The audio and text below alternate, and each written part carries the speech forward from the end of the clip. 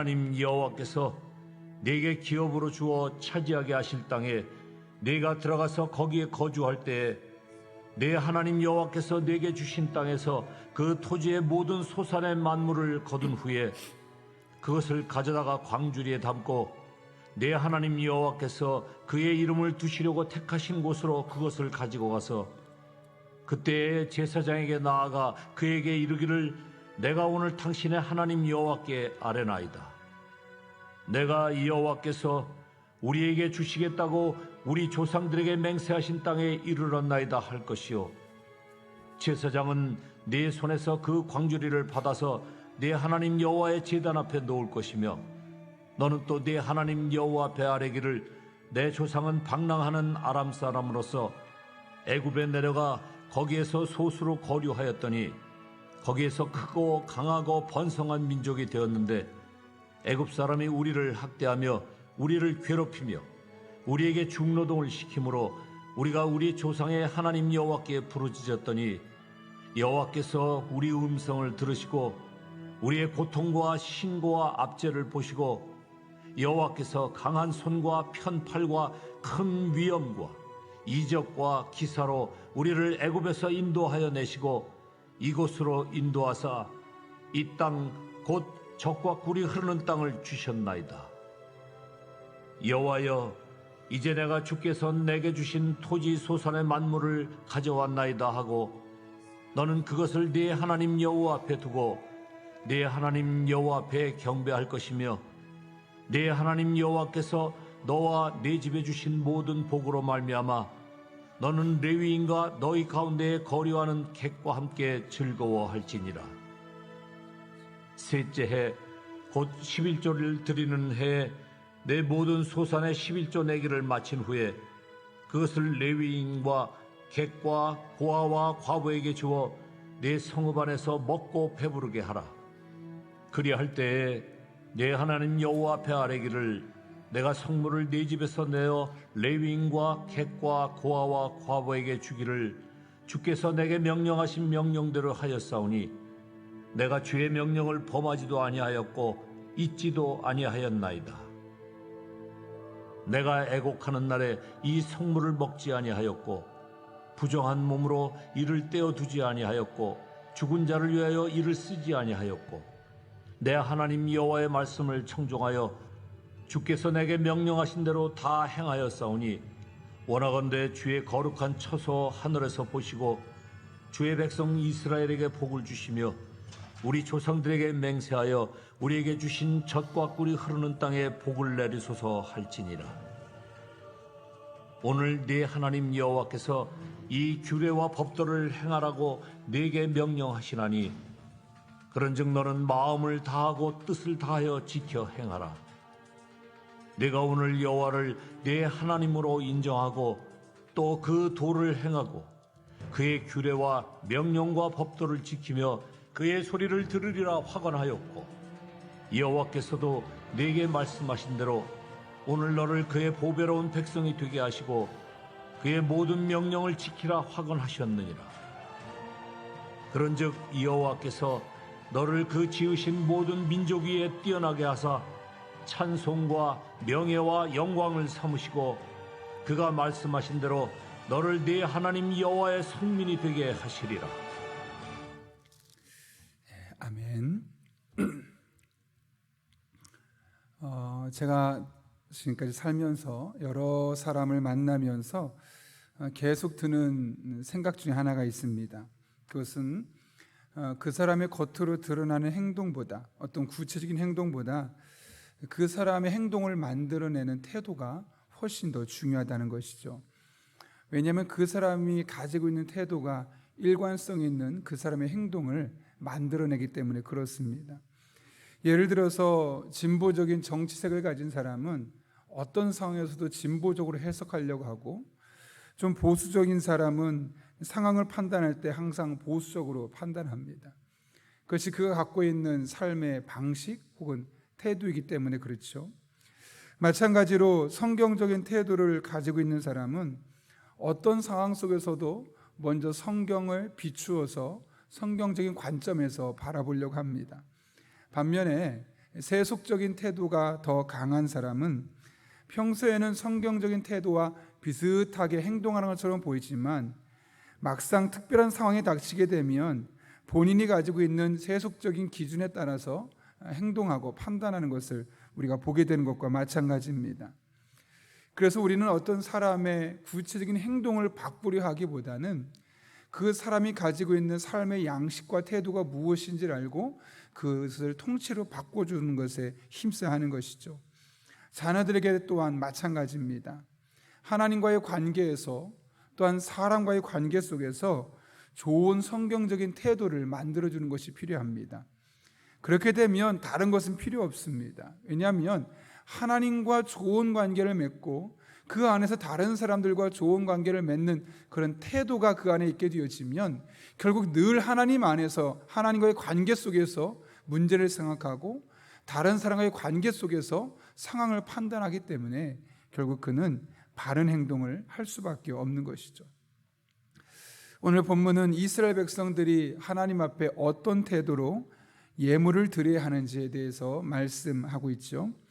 1절부터 11절까지의 말씀은 농사를 지으면서 처음 수확한 것을 드릴 때 어떤 마음의 자세, 태도로 드려야 하는지, 또 12절에서 15절은 매 3년마다 드리는 11조가 있는데 그것을 어떻게 드려야 하는지에 대해서 말씀합니다.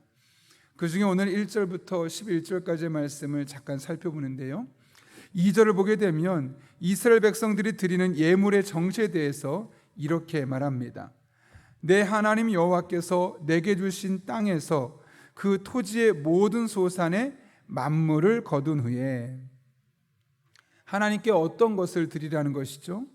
이 부분을 제가 쉬운 성경으로 이렇게 번역하면 이렇습니다.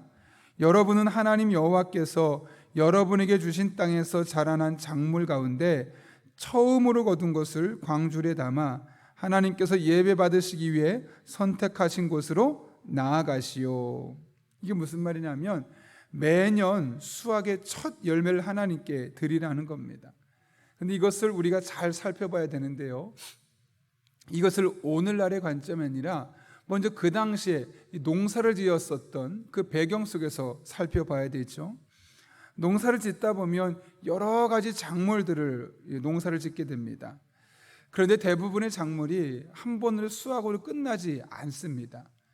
물론 벼나 이런 것들은 한 번 수확으로 끝나지만, 예를 들어 고추 같은 경우는 고추를 심게 되면 이 고추나무 하나에서 적어도 9번, 10번 정도 우리가 수확하지 않겠습니까? 그럴 때 그 10번 하는 그 첫 번째 수확, 매년 그렇게 처음 딴 것을 하나님께 드리고 9번은 스스로가 가질 것을 하나님이 말씀하고 있는 것이죠. 이렇게 하나님께서는 매년 드리는 작물마다, 모든 작물마다 처음 것은 하나님께 드리라라고 말합니다. 그렇게 하고 나서 사실은 이것을 드리는 구체적인 행동보다 중요한 것이 그 사람의 태도요, 마음가짐입니다. 어떤 태도로 이런 예물을 하나님께 드리라고 합니까? 하나님은 이스라엘 백성들에게 예물을 드릴 때 그냥 드리지 말고 반드시 그들의 신앙의 고백을 담아서 드리라고 하셨는데, 오늘 본문에서는 두 가지를 말씀합니다. 첫 번째는 3절 말씀인데요, 이렇게 고백하라고 합니다. 여호와께서 우리에게 주시겠다고 우리 조상들에게 맹세하신 땅에 이르렀나이다. 여러분, 이게 무슨 말일까요? 한마디로 하면 하나님께서 약속하신 것을 지키신 신실하신 하나님임을 믿음으로 고백하며 그분 앞에 예물을 드리라는 겁니다. 하나님은 신실하신 하나님이십니다.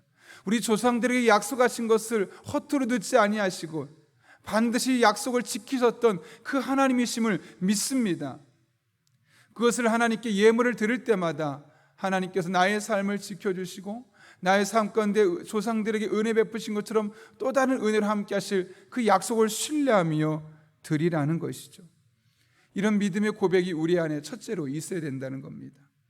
두 번째는 5절부터 10절까지의 말씀을 통해 알 수 있는데요, 먼저 5절과 6절 말씀 보면 이스라엘 백성들이 애굽 땅에서 겪었던 서름에 대해서 기록하고 있습니다. 간단히 요약하면 이렇습니다. 이스라엘 백성들이 애굽 땅에 들어올 때는 아주 적은 민족이었습니다. 5절 보면 내 조상은 방랑하는 아람 사람으로서 라고 되어 있습니다. 여기 아람 사람이라는 이야기는 야곱을 말하는데, 이 야곱을 통해서 이스라엘 백성들이 여러분이 아시는 것처럼 애굽 땅에 들어가지 않습니까? 그때 왜 아람 사람이라고 했냐면 야곱의 아내 레아와 라헬이 아람 사람이었습니다. 그래서 그들을 통칭해서 아람 사람이라고 불렀던 것이죠.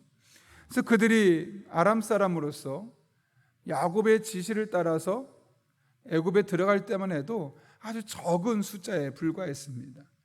그런데 그 적은 숫자가 금세 늘어나기 시작했고, 그러다 보니 애굽 왕 바로가 보기에 너무나 위협적인 존재들이 되었던 겁니다. 그래서 바로는 그 이스라엘 백성들의 성장세를 견제하기 위해서 출생하는 아이들 중 사내 아이들은 다 죽여라. 왜냐하면 남자아이들은 결국 전쟁에서 쓰일 수 있는 그런 군인이 될 수 있기 때문에 여자아이들은 살려두되 남자아이들은 다 죽이라고까지 명령하게 되었던 겁니다. 그 당시에 많은 슬픔이 있었죠. 왜냐하면 갓난아이들이 죽어나가는 모습을 보게 되는 겁니다. 그때 이스라엘 백성들이 어떻게 행동했고 하나님은 어떻게 반응하셨는지가 오늘 본문 7절부터 10절까지 기록됐는데요. 먼저 7절을 보면 이스라엘 백성들은 하나님께 부르짖었습니다. 이렇게 말하죠. 우리가 우리 조상의 하나님 여호와께 부르짖었더니, 이스라엘 백성들의 행동은 하나입니다. 하나님께 부르짖었습니다. 그 고통 가운데 기도했다는 것이죠. 근데 하나님의 반응은 이에 대해서 몇 가지로 나타납니까? 5개의 동사로 나타나는데요. 이렇게 말합니다. 여호와께서 우리 음성을 들으시고 우리의 고통과 신고와 압제를 보시고 여호와께서 강한 손과 편팔과 큰 위험과 이적과 기사로 우리를 애굽에서 인도하여 내시고 9절 이곳으로 인도하사 이 땅 곧 젖과 꿀이 흐르는 땅을 주셨나이다. 이렇게 들으시고 보시고 인도하여 내시고 인도하시고 주셨습니다. 이렇게 하나님께서 하신 일을 5가지의 동사를 통해서 말씀하고 있는 것이죠. 하나님은 지금 이 하나님이 하신 일들을 기억하라는 겁니다. 하나님 앞에 예물을 드릴 때마다, 한 해 첫 소산물의 예매를 드릴 때마다 이 사실을 반드시 기억하라고 하면서 하나님이 하신 5가지 동사를 통해서 하나님께서 이스라엘 백성들에게 어떤 일을 행하셨는지, 고통과 압제와 슬픔과 좌절 속에 빠져 있을 때 그들의 소리를 들으시고 보시고 인도해내시고 인도하사 이 땅을 주셨음을 늘 기억하며 하나님 앞에 예물을 드리라 라고 말씀하고 있는 겁니다. 그러면서 10절에 고백을 하라고 그러시죠.